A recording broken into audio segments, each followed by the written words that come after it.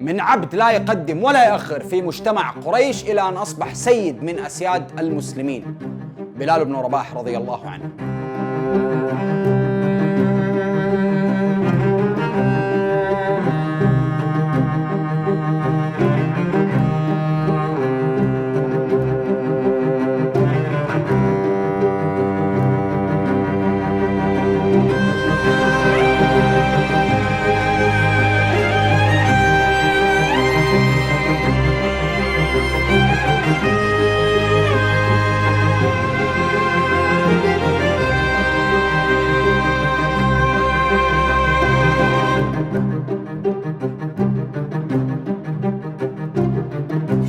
اهلا بكم في حلقه جديده في زمكان، ونذكركم براعينا بيتزا هات جده مشكورا اللي بيقدم لنا هديه قيمه وهي جنيه ذهب. الاسئله زي ما قلنا انها بتكون في اكاونت الانستغرام، والاجوبه بناخذها من الكومنتس وبنقيم عليها السحب في اكاونت نايف بي دي، والهديه مقدمه من بيتزا هات جده.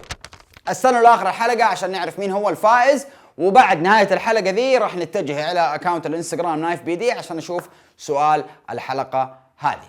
ولد بلال بن رباح في مكة العبدين معروفين وهما الأب رباح والأم حمامة، فبالتالي بحكم الأعراف القديمة أي مولود من عبدين هو عبد منذ ولادته. طبعا زي ما نعرف قديما أنه في حاجة اسمها العبودية وموجودة في كل مكان تقريبا ومنتشرة عند العرب من قبل الإسلام بكثرة، إلى أنه العبودية عند المشرقيين، يعني العبودية بشكل عام، يعني دائما معاملتهم من قبل الأسياد عند العرب أفضل نسبيا في المجتمعات الشرقية من المجتمعات الغربية. تحس المجتمعات الغربية اللي هو حديث نعمة، اللي هو ده عبدي يوليوس وده عبدي قرقس وهكذا، لكن في المجتمعات العربية والشرقية فاللي هو لا، يعتبروا نوع من أنهم من أهل البيت بهذا وكان اسمه غلام وليس اسمه عبد. المهم، وكان بلال أسود البشرة من عبيد الحبشة، وكان في ملامح يمانية. ليش؟ لأنه سابقا الحبشة دائما تكون تحت سيطرة اليمن، ومرات تكون اليمن تحت سيطرة الحبشة، فكان بلال ينتمي لهذه القومية، تحسها زي الجمعية اللي هو مرة احنا مرة انتو وهكذا. بلال بن رباح رضي الله عنه ما كان ولا حاجة قبل الإسلام، فالعبيد هم يعتبروا أدنى طبقات السلم الاجتماعي. حتى الصعاليك والخلعاء والناس كذا الخمرجيه اللي تلاقيهم متسدحين في كل مكان، لا ده كان عندهم يعني اللي هو كان حياتهم اهون بكثير من العبد بشكل عام. لانه العبد لا يستطيع انه يشتكي او يطالب باي حاجه، حتى لو مثلا على سيادته اذا تعرض على ظلم او تعذيب او حتى التجويع، مالك صلاح، انت تعتبر جزء من التركة زي السيارة زي البيت وإلى آخره. وزي ما ذكرنا أن المجتمعات الشرقية كانت أهم من المجتمعات الغربية بالنسبة للعبودية، إلا أنه بلال رضي الله عنه ترعرع في حي بني جمح، وهم بطن من بطون قريش، وكانوا من أصحاب الأزلام والأيسار. إيش الأزلام والأيسار؟ لما أن تكون محتار بين حاجتين تروح عند جماعة جمح دول وتقول لهم والله أنا محتار مثلا إني أتزوج البندي أيوة ولا لا، فأنت تروح تأخذ منهم المشورة. وكانوا إيش يسووا بعد سنك هلا؟ يروح عند شيء زي كذا، هذه بالضبط، يجيبوا الشيء اللي بتحط فيه الأسهم ويكتبوا هذه مثلا عددها 1 2 6، حنكتب في 4 يس وفي 2 نو، تمام؟ بعدين نعمل كذا، بعدين نطلع واحدة يقول لك يس توكل على الله يا ابني، نو شوف واحدة غيرها يا ابني. ودي تعتبر اللي جات في الآية الكريمة والأزلام رجس من عمل الشيطان فاجتنبوه. فالعائلة هذه كان بيعملوا الرجس ده، تمام؟ فبلال ترعرع في هذه البطن من بطون قريش جمح، وكانت معاملتهم للعبيد قاسية جدا، فولدت قسوتهم عند بلال رضي الله عنه، يعني صار عنيد، وهو رضي الله عنه كان شديد العند تماما، وكان عنده أمل، يعني بالرغم من أنه بلال كان من عبيد الخدمة اللي معاملتهم تكون أسوأ من القتال. هم نوعين، نوع برا ونوع جوا، اللي هو اللي في البيت واللي برا البيت. فاللي جوا البيت تكون عمليتهم أسوأ، تمام؟ لأنه هذاك بس موكل إليه أنه يقاتل. أما بلال رضي الله عنه لازم يحلب النياق ويجهز متاعهم قبل ما يخرجوا، ومن هذا الكلام. فمن ذا الكلام يتضح أنه بلال كان مجرد رقم في المجتمع المكي، لا يقدم ولا يأخر، لكن بمجرد ما أسلم أصبح بلال قدوة يقتدى بها المسلمون. يعني فسبحان من غير الأحوال والعاقبة دائما لمن اهتدى، وإن عانى الكثير الكثير الكثير، لأنه بلال بن رباح إذا شن العبودية فهو ثاني الرجال في الإسلام يسلم. وإذا حطينا العبودية فهو أول عبد يسلم بعد أبو بكر الصديق. وقبل ما نقول لكم إنه كيف أسلم بلال لازم نفهم شخصيته عشان نعرف كيف اقتنع بالإسلام وأصبح على رأس قائمة الصحابة رضي الله عنهم. كان بلال قوي الطبع، قوي الجسد، جسمان قوي، وشديد التأثير بالأحداث اللي تصير في حياته اليومية، يحفظ الحسنة لأصحاب الحسنة وينقم على المسيء له. وهذا شيء طبيعي، إنه أنا ما أنسى اللي كان يعني بيتعامل معايا بطريقة زبالة. وكان صاحب هيبة شديدة يهابه حتى الرجال الأحرار وهو كان عبد، بس في نفس الوقت كان صاحب أمانة وصدق وولاء شديد ومطيع للأوامر، بس كانت فيه قسوة وعناد في موضوع القسوة والعناد. غير كذا كان رجل مسالم ما يبدأ بالمشاكل أبدا، وكان لعناده فضل الإصرار على الإيمان. بشوفوا العبودية شيء ممقت ومقزز لأبعد درجة، ولو قلنا إنه الشرقيين بيتعاملوا مع العبيد بطريقة كويسة إلا أنه هو فعليا شيء مقزز. بس إيش اللي كان يزيد الطين بلة مع بلال بن رباح رضي الله عنه؟ إنه هو كان ذكي جدا، وهذا سبب يعني غيرة وسوء معاملة من يعني عن سائر العبيد اللي كانوا موجودين. فكان دائما هو الوحيد اللي تعرض في الظلم، كان دائما هو الوحيد اللي بيتنمرد فيهم، فدائما كانت تجي العاقبة وخيمة له، دائما كان يعذب ودائما كان يجلدوه. وشهرة بلال المؤذن طمست نوعا ما عن بعض الإنجازات اللي هو سواها واللي إن شاء الله حنأتي في ذكرها. فقلنا إنه بلال كان مجرد رقم عند قريش، بس عند المسلمين وبرضه بلغة الأرقام زي ما ذكرنا كان ضمن أول 8 اعتنقوا الإسلام في بدايتهم المبكرة، اللي هم سيدة خديجة رضي الله عنها، أبو بكر الصديق رضي الله عنه، سيدنا علي رضي الله عنه، وعمار وأم سمية وصهيب الرومي وبلال والمقداد. فإذا قلنا أبو بكر الصديق أول من أسلم من الرجال الأحرار، فبلال أول من أسلم من الرجال العبيد، فهو يعتبر ثاني رجل من أسلم من الرجال بعد أبو بكر الصديق رضي الله عنه. قرار إنك أنت تأخذ إنك تسلم في الوضع اللي موجود هذا أشبه بالانتحار بكل المقاييس. يعني أنت ما قلت خليني أسيب كذا أحد يعملها، لا أنا تاني واحد.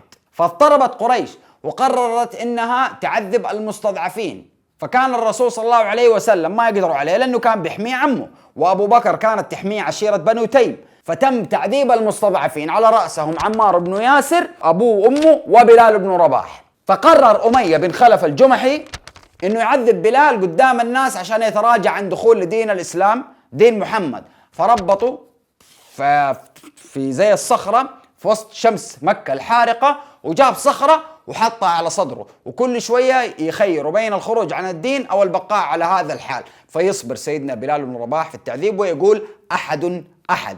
مو بس كده، كان يضربه بالسياط إلين ما أمية يتعب ويقول له اكفر برب محمد، ما أبغى منك شيء، بس اكفر دحين حالا، قل لي هي بصوت واطي أنا حظبطها في المونتاج، قل لي هي. وبلال أحد أحد. واستمر سيدنا بلال على هذا الحال ينجلد في النهار حتى الليل، وبعدين اليوم اللي بعده إلين ما عرف الرسول صلى الله عليه وسلم بحاله، وقال لو كان عندنا شيء لاشترينا بلال. مين يسمع الكلمة دي؟ صديقه أبو بكر الصديق رضي الله عنه، وراح عشان يضع حد لمعاناة بلال، واشتراه ب5 أواق من الذهب، وقيل 7 وقيل 9، وأعتقوا من أسياده الظالمين. فارتاح بلال من بني جمح وافتك منهم خلاص، لكن بقي حاله حال أي مستضعف. فصحيح أنه أتحرر، لكن ما في قبيلة أو أسرة تحميه أو يسند عليها من الإيذاء والتنكيل. فهو في عداد المستضعفين إلى أنه إلى استمرار المعاناة حتى الهجرة إلى المدينة، وقبلها إلى الحبشة. فهاجر بلال رضي الله عنه إلى المدينة، ونزل هو وأبو بكر وعامر بن فهرة مولى أبي بكر في منزل واحد، وكلهم مرضوا بالحمى، حتى جاء الرسول صلى الله عليه وسلم ودعا لهم وسلموا وطابوا. وبعدين الرسول صلى الله عليه وسلم عمل حاجة معروفة اللي هي أنه آخى بين المهاجرين وبين الأنصار، وتعتبر هذا ربطة أخوة، مش اللي هو أنت زي أخوي، لا، كانت خلاص اللي هم متلازمين مع بعض. فكان بلال وأبو رويحة الخثعمي أخوين في الإسلام، ولازموا بعض حتى نهايتهم. أما عن قصة الأذان والصلاة فتم تشريعها في مكة المكرمة، وكان عدد المؤمنين وقتها قليل جدا، وكانوا يدعوا للصلاة الجامعة بينهم وبين بعض، اللي هو ترى علاء دحين احنا حنصلي بعد شوية وهكذا. لكن بعد هجرة الحبيب صلى الله عليه وسلم إلى أرض المدينة المنورة وتغيرت القبلة إلى مكة المكرمة، فاحتاج المسلمين إلى وسيلة لإعلام الناس بحلول وقت الصلاة، فاقترح بعضهم استخدام البوق، وآخرين قالوا استخدام الناقوس اللي هو الجرس زي حق المسيحيين، أو إشعال النار عشان تتشاف من بعيد وخلاص والناس يعني يعرفوا أنه جاء وقت الصلاة. إلى أن خرج منهم رجل من الأنصار اسمه عبد الله بن زيد الخزرجي من بيته واشتكى لزوجته وقال والله لا أذوق طعاما فإني رأيت في المنام أن رسول الله صلى الله عليه وسلم قد أهمه أمر الصلاة، ثم نام وشاف في المنام أنه في واحد في يده ناقوس فقرر أنه يشتريه، فسأله صاحب الناقوس إيش تبغى أبو؟ قال له عبد الله الخزرجي قال له أريد أن أبتاعه لكي أضرب به للصلاة لجماعة من الناس. فأجاب الرجل قال له طيب بل أحدثك بخير لكم من ذلك. قال له فماذا تقول؟ قال فتقول الله أكبر أشهد أن لا إله إلا الله أن محمد رسول الله حي على الصلاة حي على الفلاح الله أكبر الله أكبر لا إله إلا الله. ونادى الرجل بذلك النداء وهو قائم على سطح المسجد، ثم قعد قعدة ثم نهض فأقام الصلاة. دحين ده شاف الرجال في المنام، فلما استيقظ عبد الله بن زيد من منامه راح للرسول صلى الله عليه وسلم وقال له القصة دي، فراح الرسول صلى الله عليه وسلم قال له قم مع بلال فالقي عليه ما قيل لك، وصارت الدعوة للصلاة من ديك اللحظة على نفس الأذان اللي نسمعه اليوم، وصار بلال أول مؤذن في الإسلام.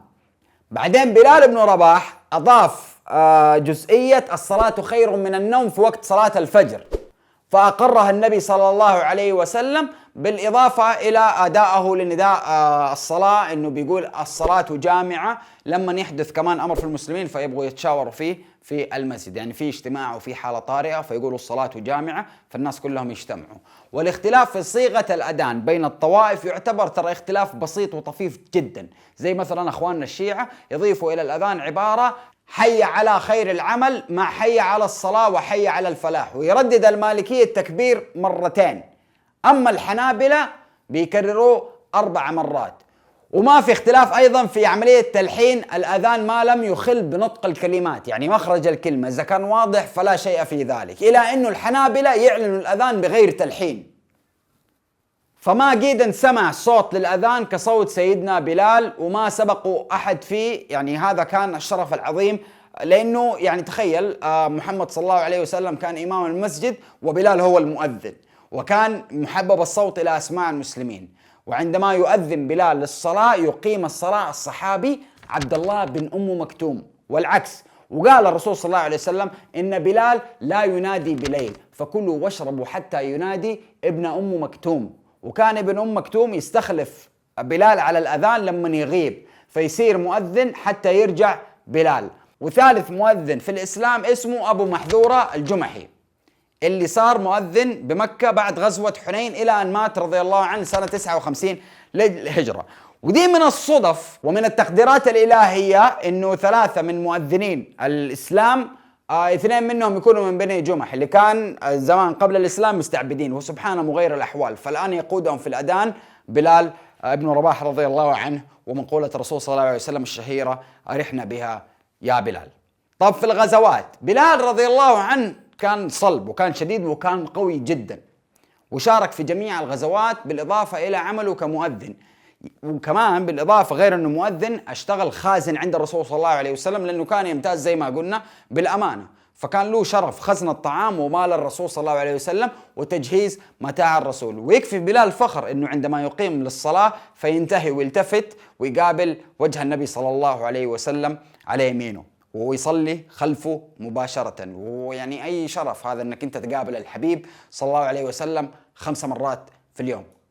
غزوة بدر جاءت استطلاعات، بدايتها جاءت استطلاعات للمسلمين بقدوم قافلة من الشام متجهة إلى مكة، وعلى رأسها كان أبو سفيان قبل الإسلام حامل معاه أموال وإبل قريش، قافلة كبيرة. وكان المسلمين في المدينة من المهاجرين خسروا أموالهم وبيوتهم وأهاليهم في مكة. ليش؟ لأنه كفار قريش صادروا لهم وحجروا عليهم كل حاجة، فصار وضعهم يعني لا يرثى له. فقرر الرسول صلى الله عليه وسلم أنه يعترض القافلة ويضغط على قريش انه عشان يعيد الاموال لاصحابه، فدي بدي. لما عرف ابو سفيان قرر انه يضلل الطريق على المسلمين ويطلب مقاتلين يجوا له من مكة، فخرج له جيش في 1000 مقاتل على رأسهم ابو جهل وامية بن خلف اللي اصلا كان خايف من القتال، وقرر انه يدفع 4000 درهم لواحد يقاتل بالنيابة عنه. لكن لما عرف ابو جهل قال له لا استرجل يا هو، انت قدام قريش ما ينفع، فانبلف امية وخرج بنفسه الى القتال. فلما يعني راح هناك ونصر الله سبحانه وتعالى المسلمين، بلال ابن رباح لمح أمية بن خلف فقال: رأس الكفر أمية بن خلف، لا نجوت إن نجا، يعني أنا ينت. فمزق كذا، جاء الوصف، مزق بلال أمية الجمحي وقطع رأسه على الطريقة الاعتيادية دي، شبط دي اللي هي قطعة الرأس. المهم وقتل رأس الكفر اللي كان بيستعبده وكان بيعذبه في الراحة والرجعة، مسكوا فرموا رضي الله عنه. وننقز بالقصة حقتنا إلى صلح الحديبية، إلى قريش، إنه قريش نقضت العهد وقرر الرسول صلى الله عليه وسلم إنه يجمع المسلمين للتوجه إلى فتح مكة، والحمد لله كان فتح سلمي، وعفى النبي صلى الله عليه وسلم عن الناس اللي أذوه من زمان، وقال لهم اذهبوا فأنتم الطلقاء. ودخل المسجد الحرام، أول شيء سواه بلال أنه يتسلق فوق الكعبة ويأذن في سقف الكعبة للمرة الأولى في التاريخ في مكة.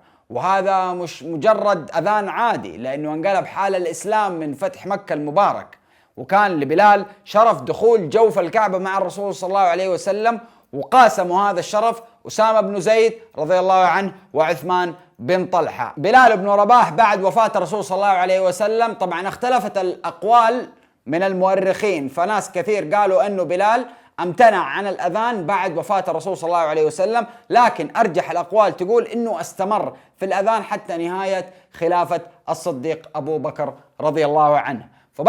بعد المبايعة، لما المسلمين بايعوا أبو بكر الصديق، جاء بلال لأبو بكر الصديق وقال له: يا خليفة رسول الله، إني سمعت رسول الله صلى الله عليه وسلم يقول: أفضل أعمال المؤمن الجهاد في سبيل الله، وقد أردت أن أرابط في سبيل الله حتى أموت. فقال أبو بكر الصديق: أنشدك الله يا بلال وحرمتي وحقي، فقد كبرت واقترب أجلي، إنه أقعد معاه شوية. فقام بلال مع أبو بكر الصديق، يعني فأقام معاه وجلس معاه إلى أن توفاه الله. لما تولى عمر الخلافة استأذنوا بلال الخروج إلى الجهاد في الشام، فاستقر في الشام رضي الله عنه إلى أن مات هو وأخوه في الإسلام أبو رويحة. وقد امتنع عن الأذان باستثناء مرة واحدة عند قدوم عمر بن الخطاب إلى الشام، فقال له عمر إنه يعني أنشدك إنك تقوم، فوافق وسمع المسلمين أذان بلال بعد انقطاع طويل، فكان مؤثر جدا وبكى المسلمين بكاء شديد، لأنه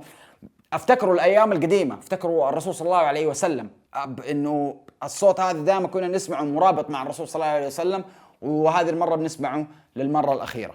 ومن القصص المضحكة، طبعا قلنا إنه بلال بن رباح معروف بالأمانة وبالصدق، وعمره في حياته ما يكذب حتى لو المسألة كانت عليه. فلما أخوه في الإسلام أبو رويحة طلب من بلال إنه يزكيه عند الناس، يبي يتزوج من عندهم من بنتهم، فبلال قال له قوم يلا نروح. فلما راح لهم بلال رضي الله عنه قال لهم: أنا بلال بن رباح، وهذا أخي أبو رويحة، وهو امرؤ سوء في الخلق وفي الدين، فإن شئتم أن تزوجوه فزوجوه، وإن شئتم أن تدعوا فدعوا.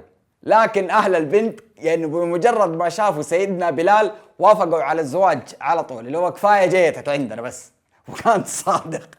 ومن القصص اللي توريك إنه في الإسلام مبدأ أكرمكم إن أكرمكم عند الله أتقاكم، إنه لما عمر كان موجود في الشام استدعى خالد بن الوليد في اجتماع كان موجود فيه أبو عبيدة اللي كان وقتها أمير الشام وبلال، عشان يحققوا مع خالد في موضوع إنه كان يعطي الشعراء فلوس، وذكرنا هذا الكلام في حلقة خالد بن الوليد. فبلال جاء عند مسألة خلاص إحنا جايين نحكم، فقام بلال رضي الله عنه ركع سيدنا خالد بن الوليد وشال العمامة حقته وربط فيها يده. وذا الشيء يوريك انه في الاسلام كان في عدل، وانه نسب خالد بن وليد المخزومي ما يمنعه من قبضة بلال الحبشي لما يأمروا الخليفة فسمعا وطاعة. سيدنا بلال بن رباح توفاه الله في الشام سنة 20 للهجرة، وقيل بعض المصادر انه مات اثناء طاعون عمواس اسمه سنة 18 للهجرة. ولما كان يحتضر صاحت زوجته وقالت وحزناه، فقام رد عليها سيدنا بلال قال بل وافرحاه، وطلعت الكلمة المأثورة عنه غدا نلقى الأحبة محمد وصحبه. وكان وفاته في دمشق فدفن عند الباب الصغير. طبعا المجتمع المكي قلنا انه تغيرت عليه تغيرات جدا كبيرة. احنا الان نشوفها من منظورنا واحنا سنة 2020 داخلين على 21 نشوف انه هذا الكلام كله من باب المنطق، لكن ايام زمان كانت التجارة قائمة على العبيد وعلى الخمر وعلى وأد البنات وعلى السيستم اللي كانوا هم كل الناس متسيستمين به. ما في الا غير سيدنا علي بن ابي طالب هو اللي نشأة غير، يعني هو قرشي بس نشأته مختلفة، ما كان عنده حتة الهاشمي والمخزومي والى اخره. اما باقي ما بقي فلا، كان عندهم سيستم اللي هو احنا من البطون، وهذا من الفروع، وهذا اعرابي، وهذا اسود حبشي، وهذا اشقر رومي، وهذا اسود فارس، يعني كذا اللي هو كان ماشي بعملية التصنيفات. لكن لما جاء الاسلام هد كل الاعتقادات هذه وخلاص. وما بعد ذلك نشأت الازدواجية عند الفرد العربي في هذه المسائل، اللي هو انت عارف تحس قريش والله ماتت، ولا قريش والله لسه موجودة، ولا باقي منهم شوية قليل. لكن المرحلة كانت صعبة في حياة بلال بن رباح، انه كيف يعني كل حنقه على ايام العبودية ويضرب فيها في عرض الحائط ويتعامل بأساس غيره. زي ما قلنا أنه أيام العبودية كان سيدنا بلال بن رباح حتى الأحرار كانوا يخافوا منه من قوته ومن شدة صدقه ومن شدة أمانته وغيرتهم الكبيرة جدا من شدة ذكائه الشديد رضي الله عنه. سيدنا بلال صاحب رسول الله ومؤذن، أول مؤذن المسلمين. هذه كانت نهاية حلقتنا، أتمنى أن هي تكون عجبتكم. سوينا السحب في أكاونت انستغرام نايف بي دي برعاية بيتزا هات جدة، وجائزتها اللي هي جنيه ذهب. 4 سيوف سوسودي 1 2 5. ألف مبروك يا سوسودي.